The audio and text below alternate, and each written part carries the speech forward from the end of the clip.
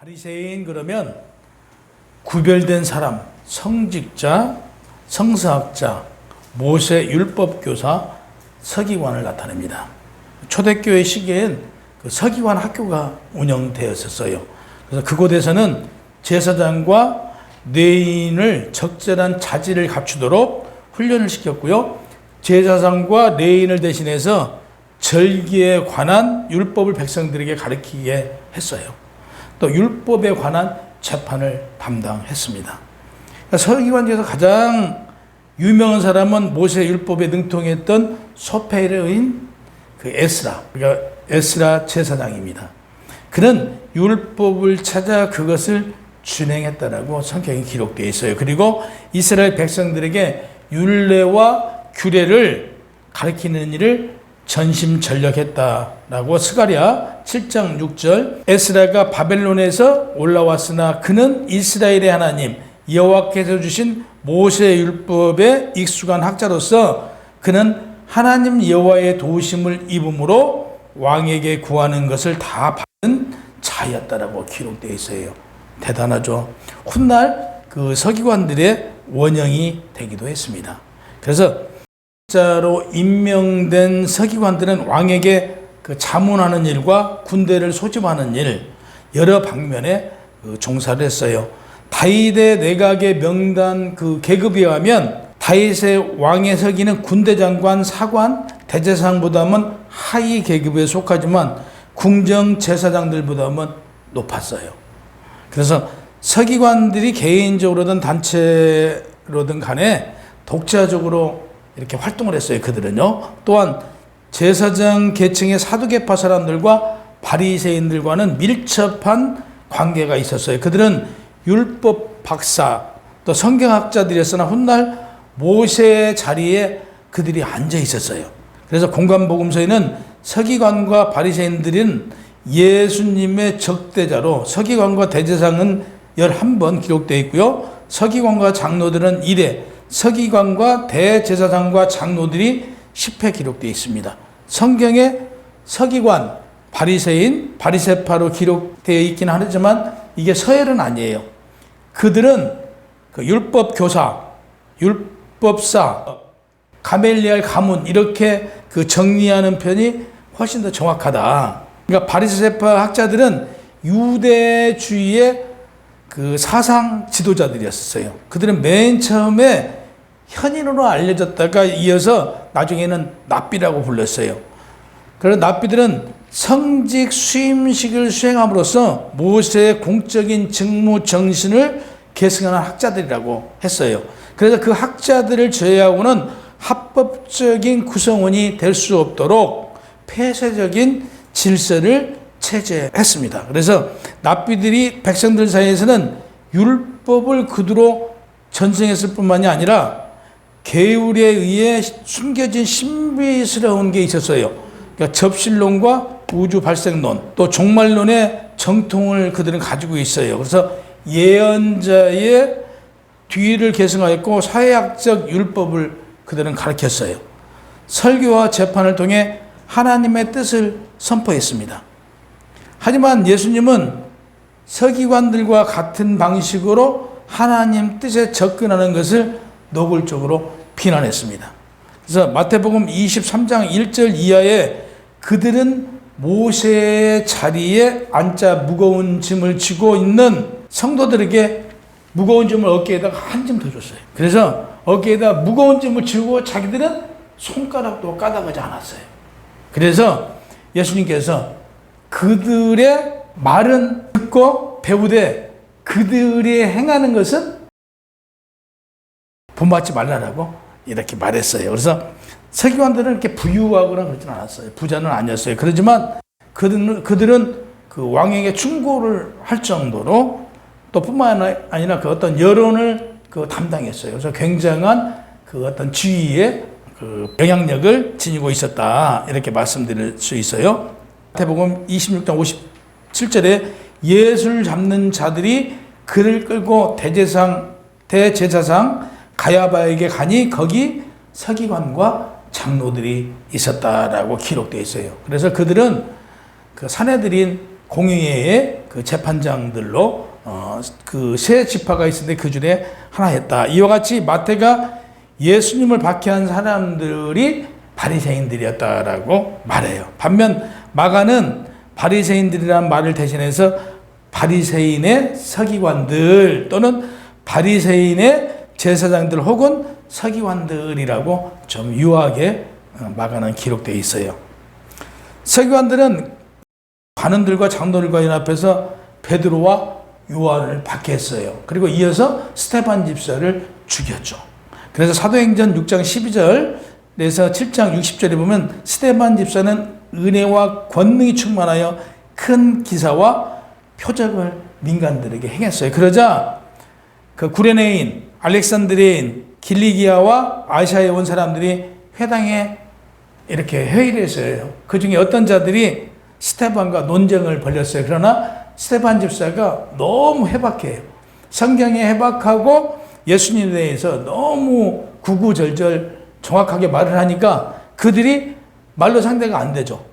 그러니까 음모를 해요. 스데반을 누명을 씌워서 죽이려고요. 그래서 그들이 그 증인을 두 사람을 만들어요. 그래서 스데반 집사가 그 모세 율법을 바꾸려고 그런다.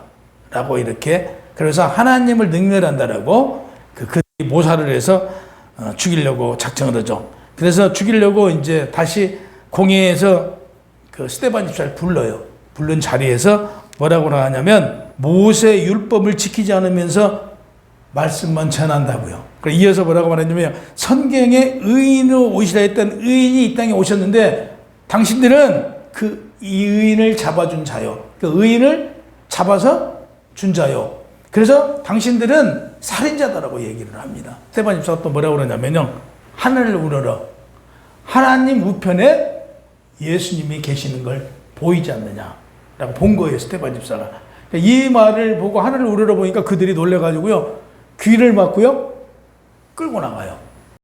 성 밖으로 끌고 나가서 바울이 사울이 되죠. 그 사울 앞에다가 두는 거예요. 그리고 돌로 쳐서 그를 죽여요. 주여 저들의 죄를 그들에게 돌리지 말고 다 용서하여 달라고.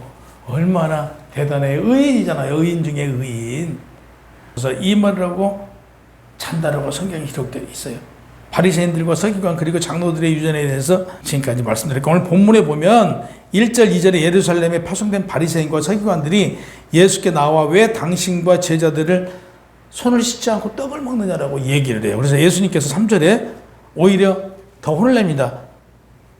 서기관들은 자신들의 유전을 지키며 하나님의 계명을 지키지 않는데요. 하나님께서 4절 6절에 보면 내 부모를 공경하라 하시고 내 아버지와 어머니를 비방하는 자는 반드시 죽임을 당하리라 라고 했는데 그들은 아버지와 어머니를 모시지 않잖아요. 뭐라고요? 하나님께 모든 걸 드렸기 때문에 아버지와 어머니께 드릴 게 없대요. 드리지 않아도 된다라고 그들은 장로들이 자신들이 만들어 온 그 율법에 자신들이 만들어 온 것을 인용해서 오히려 하나님의 법보다 하나님의 말씀보다 더 위에 놓고 그들은 행하였던 거예요. 죽임을 당해야 될 그런 상황이에요. 그러면서도 자신들은 전혀 그런 걸 티내지 않아요. 부모를 공경하라는 우리 10계명 중에 1계명에서 4계명까지는 하나님과 관계된 거예요. 그래서 5계명부터 10계명까지는 인간과의 관계인데 5계명이 내 부모를 공경하라라고 말씀하고 있잖아요. 율법에 가장 잘 지킨다는 바리새인과 서기관들은 마가복음 7장 10절에 보면 내 부모를 공경하라고 또 아버지와 어머니를 모욕하는 자는 죽음을 당하리라 하였거든. 그들은 11절 너희는 이르되 사람이 아버지에게나 어머니에게나 말하기를 내가 드려 유익하게 할 것은 고르반 곧 하나님께 드림이 되었다고 하기만 하면 그만이라고 하고 부모님을 공경하는 의무까지 저버리고 자신을 과시하기 위한 목적으로 남들의 시선을 집중시키는데 유리한 인위적인 규정을 세우고 그를 행하는 것을 자랑스럽게 여겼던 위선자들이었다라고 기록되어 있어요. 보세요. 그들은 핑계대고 자기들 얼마 전에도 말씀드렸죠. 그들이 헌금을 하면서 동전을 바꿔가지고 그 하인을 시켜서 이 짊어지고 이 헌금 시간에 짜라락 동전으로 그런 과시적인 행동들을 했다고요. 이런 걸 마가가 지금 얘기를 하고 있어요.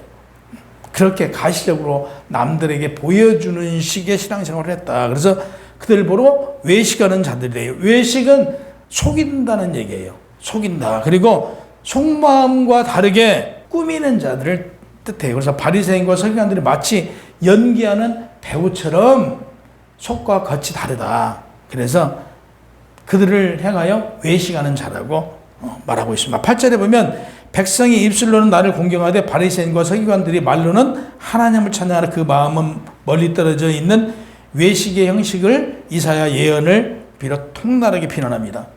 9절에 보면 사람의 계명으로 마가복음 7장 7절에 사람의 계명으로 교훈을 삼아 가르치니 나를 헛되이 경배한다고 말하고 있어요.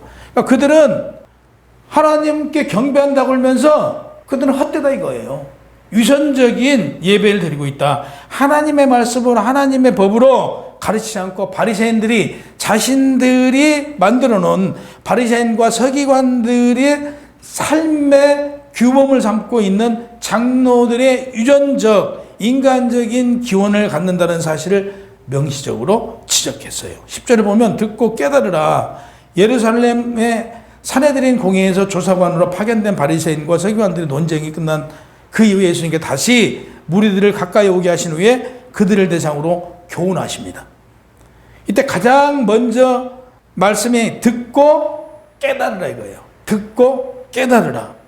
한 번 듣고 깨달을 수 있는 게 아니잖아요. 그래서 계속해서 말씀을 듣고 또 들어야 깨달아진다는 그런 의미예요. 그러니까 우리의 여러분들의 영적 성장을 위해서는 성경 말씀을 듣고 설교를 계속 듣고 또 듣고 해서 깨달아야 된다는 얘기예요. 그래서 우리가 예배의 중요성을 그래서 강조하잖아요. 듣고 믿음은 어디에서 나온다? 듣는 데서 나온다라고 그러잖아요. 그래서 영적 성장을 위해서는 들어야 돼요. 그래야 깨달아진다. 그래서 신앙생활에 있어 출발점이 뭐냐? 하나님 말씀을 듣는 거예요. 11절 입으로 드러나는 것은 사람을 더럽게 하는 것이 아니라 입으로 나오는 그것이 사람을 더럽게 한다라고 그랬어요. 그들이 말했죠. 손을 씻지 않고 음식을 먹는다고 그래서 너희는 하나님의 율법을 지키지 않는다라고 했는데 하나님의 율법에 성경에 손을 씻고 음식 먹으라고 적어져 있는 구절은 없어요. 그들은 그 장로들이 유전적으로 만들어 놓은 법이에요. 그들은 손을 씻지 않고 음식을 먹는다라고 지적하면서도 정녕 그들은 아버지와 어머니, 부모님을 공경하지 않고 모시지 않는 이걸 예수님께서 지적해요. 그래서 음식이 입으로 들어가는 것이 사람을 더럽게 하는 게 아니고 입술에서 나오는 말이 사람을 더럽게 한다고 그래요. 우리가 말을 했는데 그 말이 거룩한 말이 아니면요 다 더러운 말이에요. 사람을 거룩하게 만든 말이 아니면 다 더러운 말이래요. 이건 무슨 얘기냐면 우리 마음이 깨끗하다? 아니에요. 우리 마음이 더럽다 이게. 그래서 우리 마음에서 나오는 말은 다 더럽대요. 늘 거룩한 말을 하려고 남을 칭찬하고 높이고 남을 인정하고 주의 말씀을 전하고 이런 걸 통해서 높이는 거에 우리는 열심을 내야 된다 이거죠. 남을 비방하고 깎아내리고 욕하고 더러운 말을 하지 말라고 말을 합니다. 그래서 일반적인 말들이라도 성화되어 영혼을 살리는 말이 나오도록 우리는 해야 한다. 그런 의미에서 마음은 더러운 것이라 마음에서 나오는 말이 성화되도록 평상시와 똑같이 아니해서는 아니 된다. 이런 말씀이에요. 삶의 모든 부분이 성화되어 하나님 앞에 합당한 산 제물을 드려야 합니다. 12절에 보면 걸림이 된 줄 아나이까 성경에 기록된 말씀대로 살지 않고 자신들의 편리대로 성경을 해석해서 유전적이라는 자들이 하나님께 그냥 두지 않고 심판한다는 경고의 말씀이에요. 13절 14절 심은 것마다 뽑힐 것이니 라고 했어요. 하나님의 진리가 아닌 유대인들의 교리를 비유하였다고 이적인 교리는 반드시 뿌리채 뽑힐 것을 예언하신 내용이에요. 소경이 소경을 인도하는 둘 다 눈이 안 보이는 사람이 눈에 안 보이는 사람을 끌고 가면 어떻게 해요? 다 구덩이에 빠져 죽을 수밖에 없어요. 그래서 영적 무능자가 참된 지도자를 몰라보고 영적 무능자인 소경이 다른 사람을 지도하면 자신이 영적 무능력자임을 모르기 때문이라고 얘기해요. 그래서 당시 종교 지도자들이 이와 같이 그 추종자들조차도 영적 소경이었다는 사실이에요. 그래서 영적 지도자도 그들을 따랐던 당시 성도들도 영적 소경과 영적 소경이 따랐다. 이 말씀 오늘 성경에 기록되어 있어요. 그래서 우리가 영적 소경이 되어서는 아니 된다. 성경의 구덩이는 멸망이다. 그래서 오늘 본문에 구덩이에 빠진다는 뜻은요, 멸망을 하고요, 동물들은 결국에 죽을 수밖에 없다. 15절에서 18절 보면 베드로가 비유에 대해 예수님께 묻습니다. 그러자 예수님께서 이 통찰력이 없다라고 베드로에게 지적합니다. 사람이 진정 더럽게 하는 것은 입을 통해 그 마음에서 나오는 것들이라고 아까 말씀드렸잖아요. 그런데도 베드로가 알아듣지 못해요. 그러니까 지적을 합니다. 지정의의 중심이 되는 마음은 타락한 곳이에요. 그러니까 예수님께서 인간의 마음은 타락한 곳이기에 인간의 입에서 나오는 것 역시 마음에서 나오는 것으로 악할 수밖에 없다라는 것을 지적합니다. 악할 수밖에 없어요. 우리 마음에서 나온 건 악해요. 그러니까 여러분들 마음이 악해요. 19절 20절 마음에서 나오는 것이 악한 생각과 6계명부터 9계명까지 살인과 간음과 음란과 도둑질과 거짓 증언과 비방이니 이런 것들이 사람을 더럽게 하는 것이요 식지 않는 손으로 먹는 것이 사람을 더럽게 하지 못한다라고 예수님께서 말씀하신 거예요. 그래서 유대 종교자들은 첫째 율법의 참 본질에 내적 영혼의 정결을 도외시했어요. 그리고 그들이 만들어 놓은 규범인 결례 의식에만 집착했어요. 두 번째, 율법의 일부 내용만 자신들에게 편협하게 해석하고 더 나아가 인간적인 생각을 가미한 장로들의 유전을 하나님의 율법과 동일시하거나 더 높이 여겼어요. 세 번째, 이 두 가지 오류에서 참 메시아이신 그리스도를 무조건적이고 악의적으로 배척했던 거예요. 그래서 결국에 예수님을 십자가에 못 박혀 죽이는 일이 발생된 거예요. 바리새인과 서기관들의 신앙관을 통해서 우리 신앙이 저들을 닮아가 우리의 편리대로 해석하면 안 돼요. 우리도 바리새인과 서기관들과 같은 오류를 범하는 일이 우리가 행하고 있는지 우리 자신을 되돌아봐야 돼요. 하나님께서는 이 예배를 통해서 우리가 하나님과의 교제, 하나님 말씀을 통해서 악한 심령이 깨끗함을 입도록 만들고 계세요. 그래서 이 예배의 중요성에 대해서 우리는 다시 한번 깨달아져야 돼요.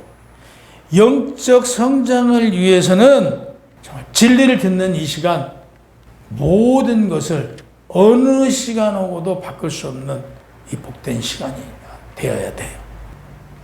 오늘 우리에게 하나님께서는 말씀하십니다. 너희 마음은 악하대요. 그 악한 심령을 깨끗이 하는 길은, 너희가 영적 성장하는 길은 말씀을 듣는 길이다. 그 예배를 통해서 하나님 앞에 바로 나아가 하나님 말씀을 통해서 너희 심령을 희석하는 그 길만이 깨끗해질 수 있다라고 말씀합니다. 그래서 오늘 예배에 참석한 여러분들은 정말 하나님 앞에 신실한, 그리고 하나님 앞에 부끄럽지 않는 성도가 되시기를 주님의 이름으로 축원합니다. 아버지 하나님께 경배드린 이유가 무엇일까요? 하나님께 선택받은 저희들, 마지막 날에 저희 영원한 생명의 길로 저희를 인도해 주신 그 은혜에 감사하여 예배에 참석했습니다.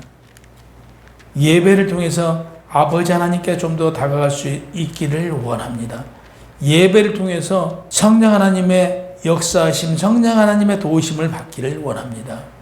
아버지 하나님, 바로 섬긴다고 하면서도 섬기지 못한 저희 죄인들을 용서하여 주시고, 온전한 예배를 드린다고 하면서도 온전히 예배를 드리지 못한 저희들을 용서하여 주시옵소서. 신령과 진정으로 예배에 참석하겠다고 하면서도 실행하지 못한 저희를 용서하여 주시옵소서. 아버지 하나님의 도우심이, 인도하심이 오늘 예배한 자녀들에게 임하여 주실 줄 믿사오고 예수 그리스도 이름으로 기도하옵나이다. 아멘.